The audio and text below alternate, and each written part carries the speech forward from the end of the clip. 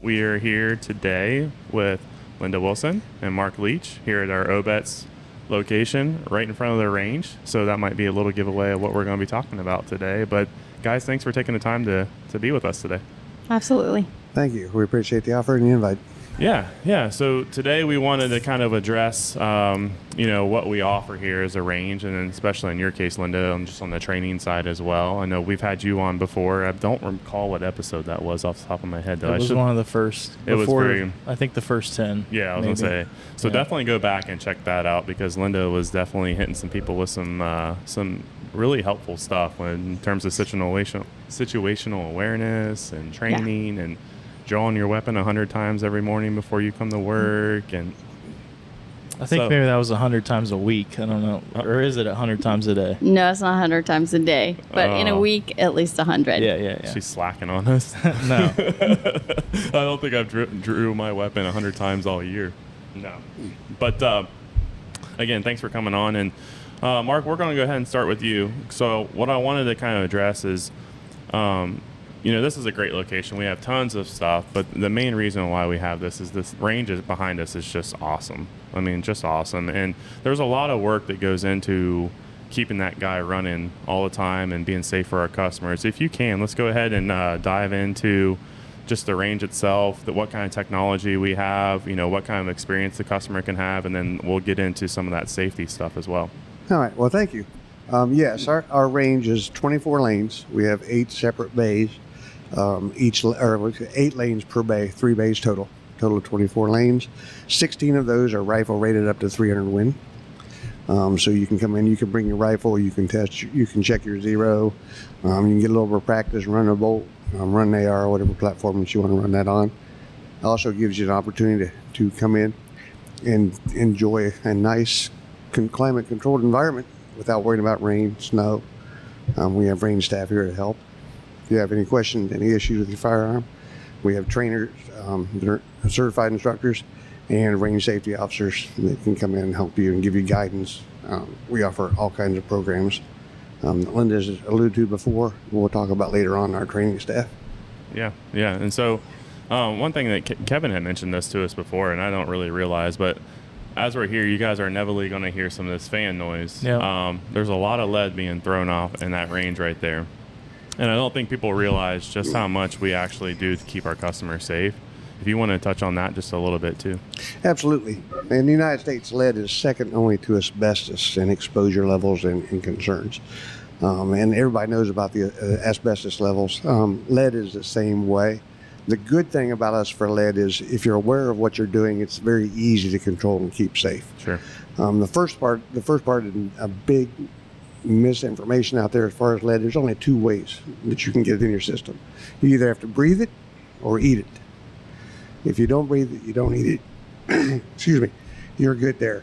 On our range, as you talked about with the HVAC system, there are restrictions on how much air has to be moved downrange away from the shooters to keep people safe. We exceed that extremely in all levels. We make sure that any exposure to lead, any discharge from the firearm, everything is moved away from the shooter towards the bullet trap. That's why there's a red line there on the floor. Sure. That red line, for one, shows us safety. Anything past there, weapon charge, discharge, obviously a safety factor, worried about people getting hurt, but also that lead starts to build up right at that point and move forward. The farther down range you get, it becomes more dependent. As far as keeping our customers safe, yes, you come in for an hour and shoot the lead. Is there a risk of contamination? Absolutely. I would never tell you not. Okay? But we minimize that. If your gear is contaminated or brought in there, just keep it separate. We joke about it all the time. Don't go home and lick your range bag. Yeah, no doubt. But, keep your stuff separate. Understand that there's going to be some lead residue. Wash your hands really good when you're done. If you're in there for an extended period of time, and I'm more or less addressing our staff than our customers, because we don't have customers or staff. Some of our training goes on for 6 to 8 hours. Then I tell us customers, go home, take a cold shower. Get that lead away from you and protect yourself. But our standard range customers, you are completely safe. Come in, shoot, enjoy yourself. We'll get you taken care of. For our staff, because of the dangers of lead, we have a medical monitoring program. Everybody's levels are checked once they start working, and checked every 6 months for the duration.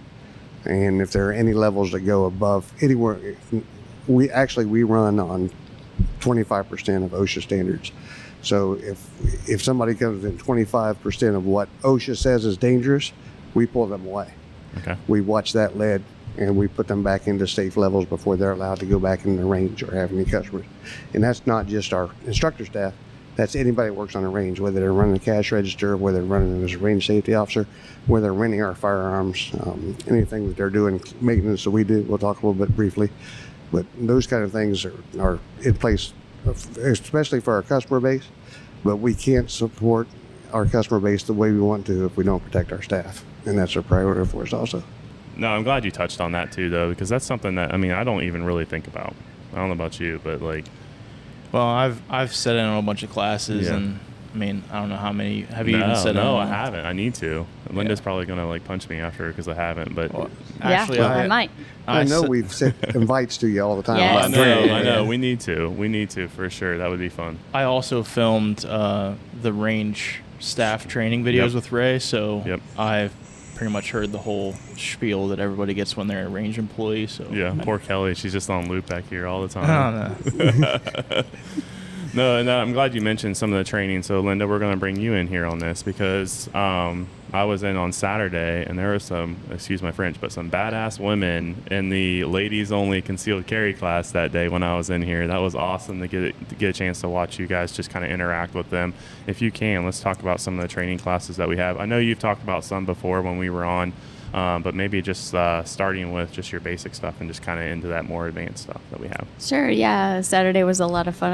It's very fun for me to always do those ladies-only classes, right? They have questions that they don't want to ask in front of men, so it's good for us to have female instructors on staff, and we're one of the few ranges around that do have at least one. We actually have 3 females on staff, so it's really fun and good for me. And you know, when you're going into a class and you're the only female, it can be a little intimidating. Sure. And we talk about that with them too. It's like, you know what, just do it.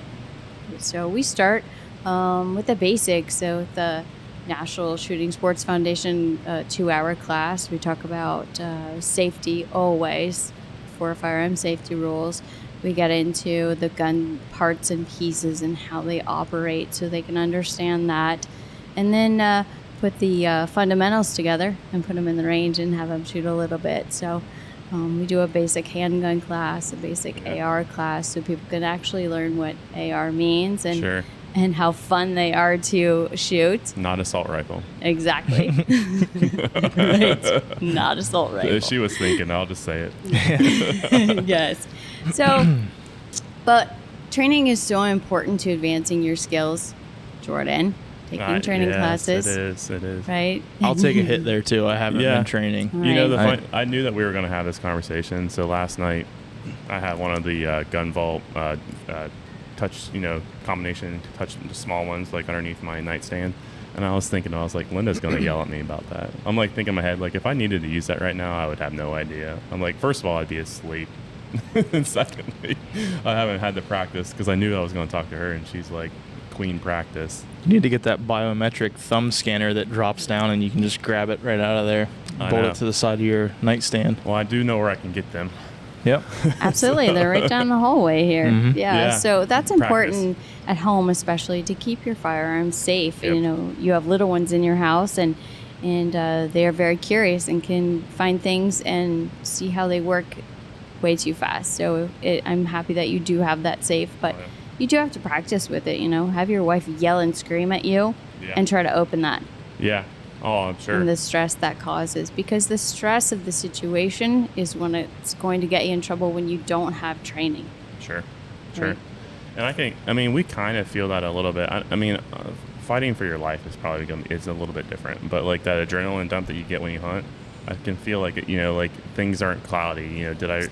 Like what happened in that situation? And that's just shooting a deer, let alone like trying to defend your family. So like ramping that up by tenfold, it's probably I need Probably to take by 100. I need to take the training. I Yeah. need to take the training time. You've got someone trying to hurt you, not Yeah. a deer, Oh, but sure. still, you get that adrenaline. We talked about that in pre-roll. We talked about Lynda's drawing presentation practice. Yes. She comes across there. And every time that you handle your firearm is an opportunity to properly train, Sure. or it's an opportunity to develop bad, dangerous habits. Yeah. Yes. So you get 2 a day, whether you realize it or not. Yeah. When I get home this afternoon or this evening, when I take my firearm off, I come to full presentation from the holster, from my concealment from the holster. Okay. In the morning, before I put it in my holster, I punch it out to full presentation. Make sure that things are working right. I press check, make sure that my magazine is not been messed with by gremlins. Make sure that I have round in chamber and safely put my fire in a holster. Yeah. That gives me 2 repetitions a day, 365 That's days a a lot. year. It's a lot. It gets good. The trouble is, people get in a hurry. Yep. They skip it, or they don't get that slow, full, proper presentation. And under that stress later on, we can talk a lot about the stress of firearms and how to shoot and how to train. I actually have a 4-hour seminar I teach on it. But that basic preparation, that basic practice, getting in that safe at night. I know that's a danger, so I unlock mine every night. Yeah. Last thing I do before I go to bed, set my phone down, make sure I've got those things that I need on the table, and unlock the little safe on the nightstand. Okay. First thing in the morning, Close it back up. close it back up, Yeah. off we go. Don't have to worry about it. That makes perfect sense. And and we were talking too with Zach. So you helped us out with that too. Zach Bourne was in here. Yes. I remember he was telling us he bought his first pistol, and he was like, I have this pistol, but like, can I use it in the stressful situation? My wife doesn't know anything about it. Yep. And so we were able to get them in here, and he texted me that night and was like, dude, that was the greatest thing ever. Like, you made my father-in-law's night that day. Like, that was awesome to have in here and come shoot. And it was like, yeah, you gotta practice on it. I think my problem was too is that before I was working here, and I think a lot of people can probably relate to this too, but I worked in the finance world. I wasn't allowed to have a firearm at my job ever. I mean, even still here, like we're not to have a firearm at our desk. Excuse me. And so I didn't really have a need. Like, I was like gung ho about carrying it at first, and then it's like, okay, well, hell, I can't even take it with me. It's just gonna sit in my car. I'm like, what's the point of even having it at this point? You know what I mean? And so I feel like a lot of people can probably relate to that, whether it's their job or whether it's just the way that they live their life. And so that's probably on my bad too. If like it's out of sight, out of mind. So it's like I don't even really think about training with it, if that makes sense. So do you see that? I mean, people coming in, do you guys see that? Definitely, we see that. But it's important. Yeah. You know, in his class, preparing for the fight, talk about that high stress situation, not just in a violent gunfight, but any high stress situation you're in, road rage or an argument with someone, what your body does, and understanding that process of what happens to your body helps with training. The more training, and we have our basic classes, but then we have more advanced classes where we're yelling at you and pushing you and throwing things at you. Because in the real world, you're not standing there with a piece of paper and people are yelling at you, screaming at you, trying to grab you. Yep. And you mentioned Zach with it coming in, and I'm really happy with the results of Zach, but we want every customer that comes in here to leave with that same feeling of accomplishment, of understanding. The instructors that I've hired and employ here at Vance Outdoors have 3 rules that guide everything they have. And those simple rules are simply, does our training make sense? Yeah. Does this work for me? The second rule is, She's counting. does it have value? Yeah. We can teach people to fast rope into a hostile situation, but what are our customers going to do that? No. They're the ones that are home in the middle of the night, in a car, out to dinner with their families, and they're wearing a gun, but they can actually employ it. Yeah. Yep. And for sure. Right. And the third is, can everybody do it? If I'm teaching or my staff is teaching techniques that can't be employed, we're wasting your time and your money. We're not going to allow that to happen. No, yeah, and I'm glad you said that too, because I mean, it's Especially nowadays, it's good to know that because ammo prices are kind of high. The price of the class isn't exactly super cheap, but it's good that you spend your money on a quality class, and to have those skills taught to you, it's a huge deal. Yeah, I should have sat around and hung out for a little bit on Saturday when you guys were in. I had to get back to Santa, or else I was going to. But That's okay. She talks about safety, and all these ladies were those range guns that they had, or did they bring in their own? All but one had their own gun. Oh, really? Okay, cool. Because I noticed that they all had the similar slide stops in them, so I was like, okay, I wanted to make sure that these were that. But she had everyone at full draw, and she's going through and talking. And this the poor lady with the photo release. We were talking about the photo release, and Linda's like, okay, now you're flagging me with that right now, so if you could not point that at me. I was like, yep. She was like, oh, I'm sorry. But it was awesome. And there was probably, you had 20, I want to say at least 20, 25 ladies on Saturday that were No, here? we had 11. 11? 11. It seemed, Yeah. it seemed like there was at least 20, but Yeah. yeah, it was, that was cool cool to come in here and talk about that. So Yeah, when people are talking with a gun in their hand, they tend to move that muzzle all over the place, and that's something that we need to be aware of and be cognizant of, paying attention to what we are doing. We are running the gun, and the gun's not ruling us. Mm-hmm. Especially when you get out into the real world and you have a situation where you have to present that firearm, you're responsible for that finger and that muzzle and where it's at. And if you can't do it in a simple environment that's relaxed and learning, you're absolutely not going to be doing it when things are going crazy out there. All right, everyone, we need to take a quick break from our conversation with Mark and Linda to thank our show sponsor, Toby Burdett, with Burdett Taxidermy and Legends Big Game Recovery. As we begin this new year, hunting seasons are slowly winding down, and many of you may have taken your target buck or unique game bird. If you're in Ohio or the surrounding states and you want to get some of those memories preserved, give him a call at 740-281-6435. Thanks, everyone. Good luck with the remainder of your hunting season. Now let's get back into the conversation. Kind of touching back on this, so this is kind of one thing that makes us a little bit different too, and we touched on Zach, but so someone comes in. This is the great thing about our store, is someone can come in, 50 yards over there, they can buy their firearm, and they can come over here and they can shoot it that same day or come back later and shoot it. If you can, let's kind of talk about that buying experience and what you've seen from a customer, or what you would like to see from a customer in terms of a transition from that first purchase to coming in and being at the range. Absolutely. Even better, if you have 2 or 3 or 5 or 6 or 10 or 15 different firearms that you're looking at, we have over 300 here at the range that you can choose from. We have a try it before you buy it program. You can come in and try a gun. If you like it, great. We'll take you across the building and sell it to you. Yeah, exactly. If you don't like it, we've got other options, and we've got a trained staff to help you. And we are seeing an evolution of new shooters come in, and it's very encouraging. And one of the things that my range staff will often ask, if a couple comes in, who is the gun for?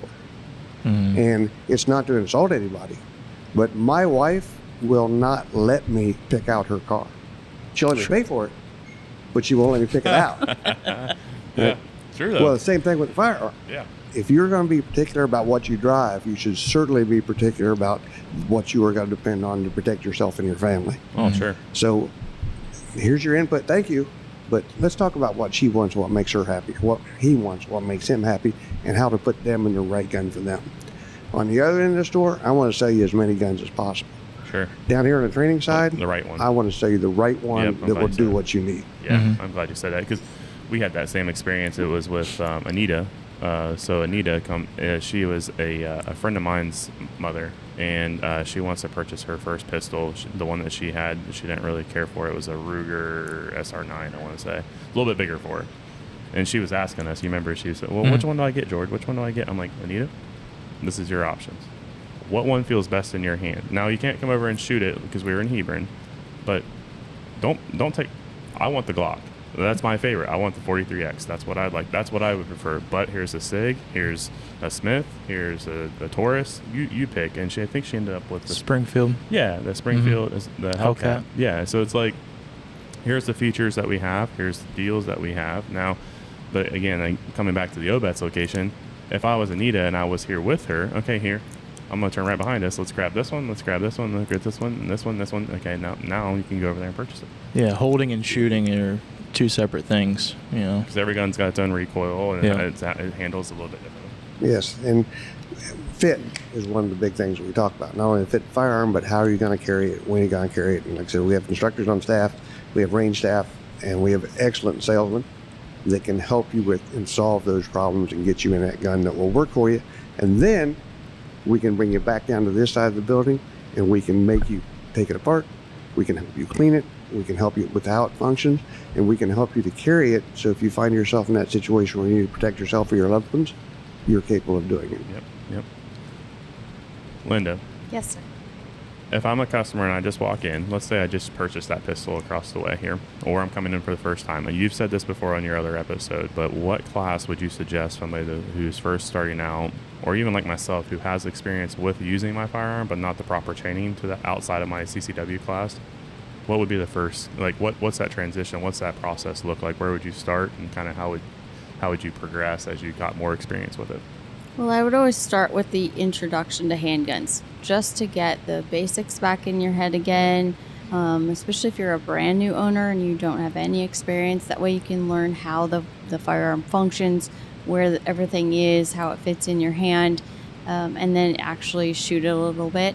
Going from there, I would lead into our workshop Wednesday possibly, which is just, again, a reiteration of safety, how to hold it, and then some instruction in the range. From there, our Weapon Craft Wednesday series is amazing, or the basic handgun one. You learn the same things, but it's important to understand how to draw it from holster safely. You know, I talked about in my other podcast that every morning I draw from holster at least 5 times because I have different outfits on, and I need to make sure I know how to get those clothes out of the way. So that's an important thing to do. And how to reload, because you will be empty at some point. Oh, yeah. How to fix those malfunctions, because those happen. You know, multiple targets, moving. I have a broken arm. I can only shoot with one hand. So all of those things are important to learn next. That's awesome. Cool. Is there a low light component in the Weapon Craft Wednesday? I can't remember. There is in Weapon Craft Wednesday 2.0. Oh, okay. Yes. Okay. How to hold a flashlight, whether you have a weapon mounted, and we just did one of those a few weeks ago, and everyone learned that the flashlight they had did not work, including the one that was mounted on the firearm because it kept falling off. Oh, really? Yes, that's a very important thing too. So we talk about failure, and we don't want to fail in that life-threatening situation. We absolutely encourage failure in training, because if you bring gear in that you've never worked with and you take it straight to a gunfight, it's probably going to break on you, or probably not going to do what you expected, or you're probably not going to do what you expected.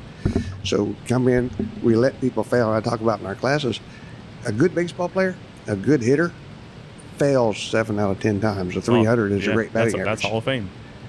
But you don't fail when you need it. Yeah. And if you've never tested yourself, you've never tested your equipment. That's why we come in. We bring people in the basic, and then we push.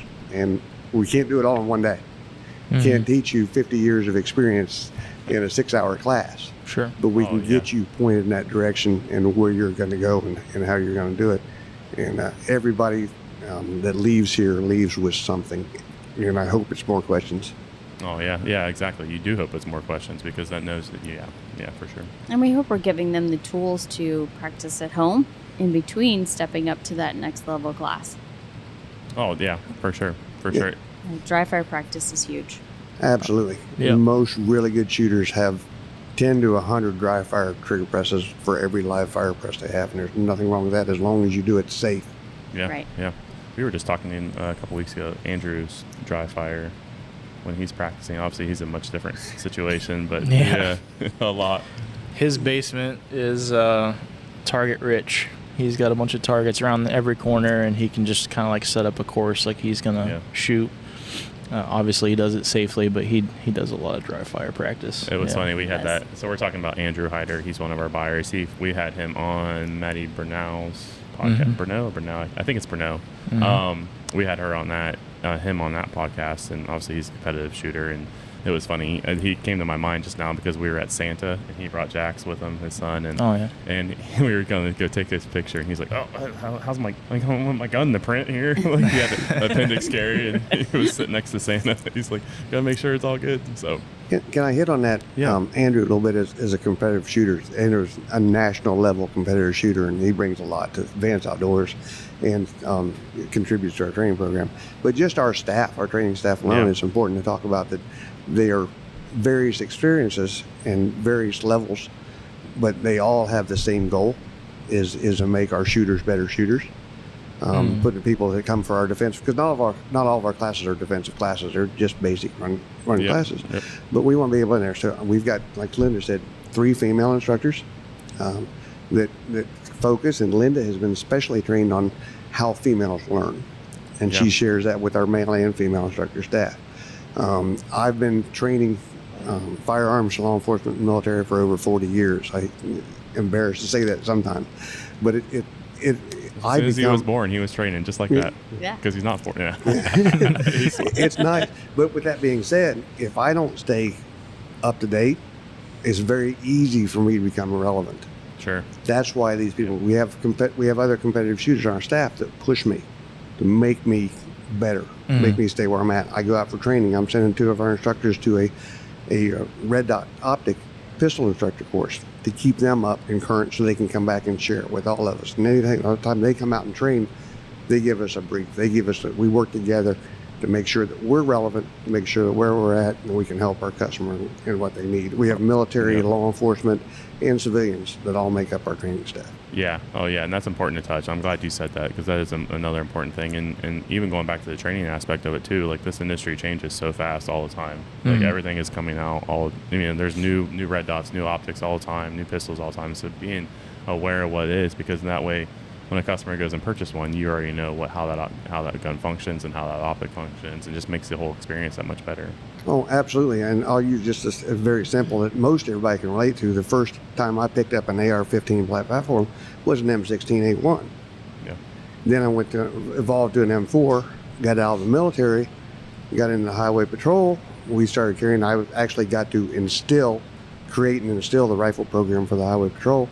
Learned there. Now the AR-15, compared to even when that was a little over a decade ago, is the same platform, but completely different. There are so many new options out there, so many things you can do with it, and that's the cool thing about it, because you build one or you buy one, and you can adjust it to anything you want it to do. Yeah, so modular. It's like the shoes, man. They're like, it's adult Legos. It's adult.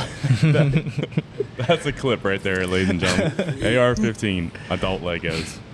It really is, though, It's man. true. Like, and you can. I mean, the sky's the limit when it comes to one of those things. Yeah. I want to try to build that 350 Legend AR. That's what's calling my name right now. Well, we have a build your own AR class here. Yeah. We have a basic AR class. We have a Weaponcraft Wednesday AR series. We have a 3-layer AR series system, everywhere from presentation, getting on your shoulder and hitting what you're aiming at with it, to close quarters battle and those type of things that are available with the training. So, we will come in here. We will help you out. We'll help you pick it out. We'll help you build it. We'll help you get it together, whatever you want. We'll bring you on the range, let you shoot it, and help you hit what you're aiming at. I think the training thing too, like you touched on earlier, like if you have gear that you haven't trained with yet, that's a big deal, especially when you go from transition from a rifle up to a pistol or whatever, and being able to do that safely and being able to activate your safety every time and all that stuff. It's huge. Absolutely. And and Jordan talked on earlier about, especially people that carry firearms, they carry one, and we're going to go back a little bit, date myself a little bit, but when Ohio first started the concealed carry, after the 5-year or the 4-year expiration, 65% of people renewed. My wife the other 35% said, well, that's not as much fun as I thought it was. 2 pounds of metal strapped to your body is different. Yeah. And a lot of that is for people to go out and spend $1,000 on their brand new Super Blaster 2000, put it on a $12 nylon holster on a $7 Walmart belt, and wonder why it's not where it's supposed to be and where it goes. So you have to be able to do that. Or, as we talked about earlier, ammo prices are expensive. So you have to figure out where you're at and what you're doing, and let us help you get you in that right situation where it is. And trust me, I've got boxes of mistakes at home. Oh yeah. Or not mistakes at the time, but technology has made things better. Yeah. Yeah, I mean, it's funny how that's changed so much. Like, I remember when my father, not date myself too, but when we did introduce the concealed carry, my father-in-law was like the very first one that signed up like that month, right? And how many pistols has he had since he's done that? I mean, the one that you started with is completely different than the one I'm at now. Even me, I did it. I think I got my concealed in 12 or 13. And of course, you mentioned the 4-year. My wife and I went to the same class together. I think it was somewhere in Columbus. And we went to the class, hers is expired. I know she didn't renew it. I renewed mine. At this point, anybody can get one, and so, or just carry in general, constitutional. And so it's like, am I going back to that? I'm not even shooting the same pistol that I had when I started, so it's completely different. Well, you touched on something important too with constitutional carry. We probably should talk about that because there are some things that people might not know. Because we have constitutional carry doesn't mean the same thing as a CCW, CHL license. So you guys want to touch on that a little bit, like what's different between the two? That's been different since we last talked with you. That's changed even since the last time you talked. So that's that changed shortly after we talked. So the biggest thing is if you plan on traveling outside the state with your firearm, you still need to have that concealed carry license. Yep. If you have children and you're going on school property, you have to have the license. And then there's some differences in when you're approached by law enforcement. They have to ask now if there's firearms. Okay. Everyone has to answer, not just the person that's they're being directed to. So anyone in the group, so to speak, or in the car. Those are the biggest ones, but it's really important to learn, right? Because yes, you can go to the other end of the store and buy all the stuff and then go out in the parking lot, put it together and conceal it. But do you know what you're doing? Do you know how to get it out of the holster? Do you know how to put the magazine in the right direction? Do you know how to put the ammunition in the right direction? Because that happens every day. Do you know where to carry it and where not to carry it? It could be a felony to carry a firearm into a building if you don't know what you're doing. And you could be doing that completely on accident and have no idea, ill intention. You just don't know. And what the law doesn't care if you don't know. So like even for me, I didn't really worry about it too much because I do have my concealed license, and so I was like, okay, that's cool for everyone, but I know that I can travel now without certain parameters of different states. I wasn't worried about that, but like you had mentioned, and this is a big thing too, I live in a rural environment. There's a lot of dads and moms that probably pick their kids up with firearms on them. I mean, a lot, and it's just the way it is. And so, do they know that they're not supposed to? I don't Probably know. not. Yeah.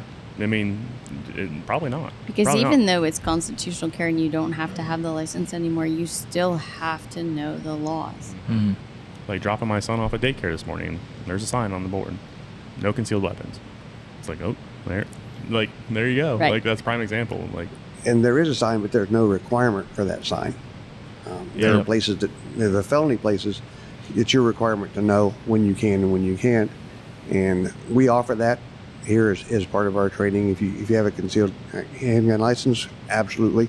If you don't and you choose to carry, absolutely. We support that 100%. With both of those is a requirement of responsibility and understanding what you can and can't do, where you can and can't do it. Awesome. Thanks for touching on that too. Yeah, because if you don't know and you walk in somewhere and that's a felony, you're done. No more firearms. Yep. It's huge. And we do offer that. We offer a 2-hour class on just the law portion as part of our concealed carry program. So that's definitely, if anyone's watching, definitely, or listening, I guess, too, look that up, too. We'll put links, obviously, with all that information below. We could probably just link the actual training page, the range page, which we'll do that here as well. So it's important to mention on our range page also, we have 2 separate drop-downs for training. One is concealed carry specific. Okay.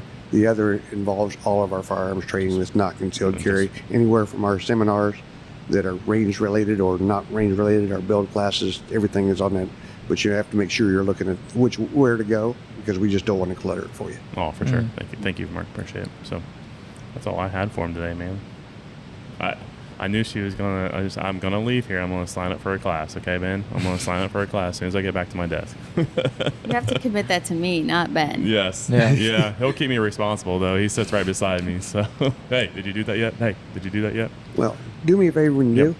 Bring your staff and your cameras. Yeah. And we'll do this again sometime, and we'll share the experiences that you've had and feel like, and our customers, when they come in, we appreciate their feedback.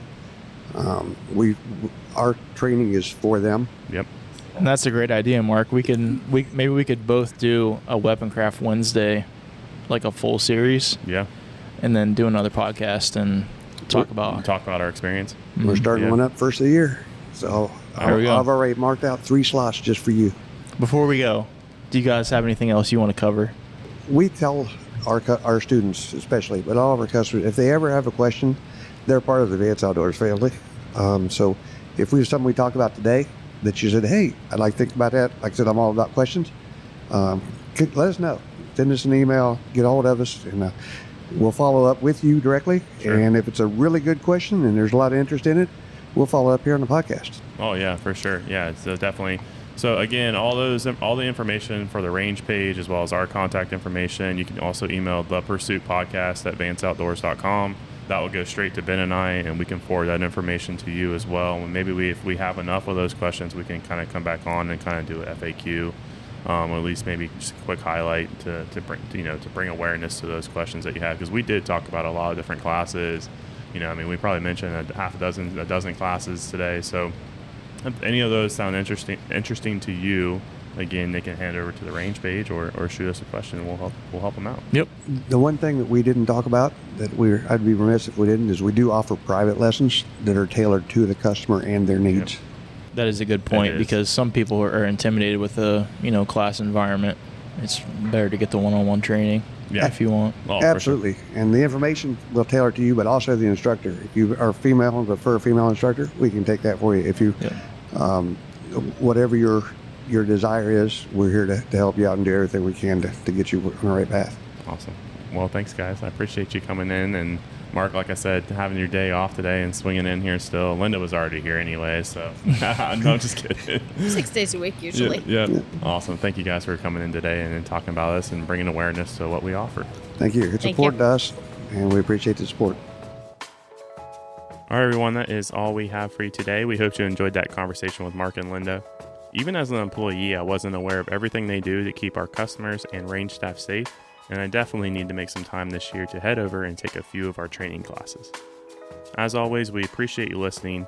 Happy New Year, and until next time, enjoy the pursuit.